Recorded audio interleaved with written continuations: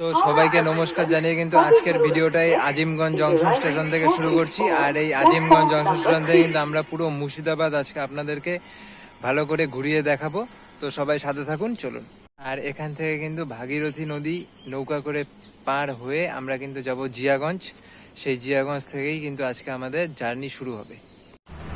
চলে আসলাম কিন্তু কাটরা মসজিদের ভেতরে।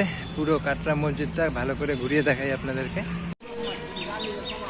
ইতিহাস বলে সূর্যনারায়ণ মিশ্র ওরফে মুর্শিদ কুলি খাঁ বাংলার প্রথম নবাব ছিলেন। 1717 থেকে 1727 সাল পর্যন্ত তিনি দায়িত্ব পালন করেন। আনুমানিক 1670 সালে এক ব্রাহ্মণ পরিবারে তার জন্ম হয়।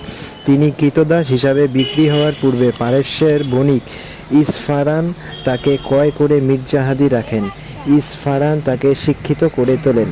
পরবর্তীতে রেবার প্রদেশে দেওয়ান সম্রাটের আওতায় ঔরঙ্গজেবের অধীনে চলে আসে। সাকিবের মৃত্যুর পর তিনি দেওয়ানের অধীনে কাজ করেন।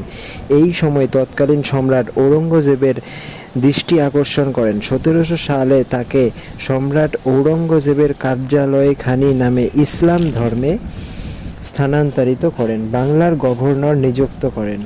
অপর সংস্কারের মধ্যে তিনি ছিলেন মারাঠা।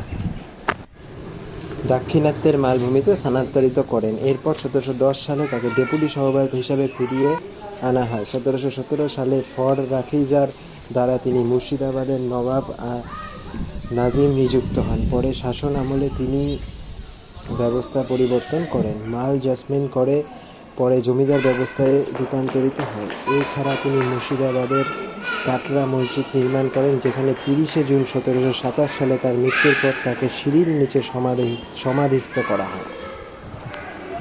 তিনি প্রদেশের সুর বাহাদার আজিম উনসের সাথে রক্তক্ষয়ী সংঘর্ষে জড়িয়ে পড়েন। 1707 সালে ঔরঙ্গজেবের মৃত্যুর পর আজিম উন শাহের পিতা মোগল সম্রাট বাহাদুর শাহ প্রথম তাকে দাক্ষিণাত্যের মালভূমি তিরস্কৃতের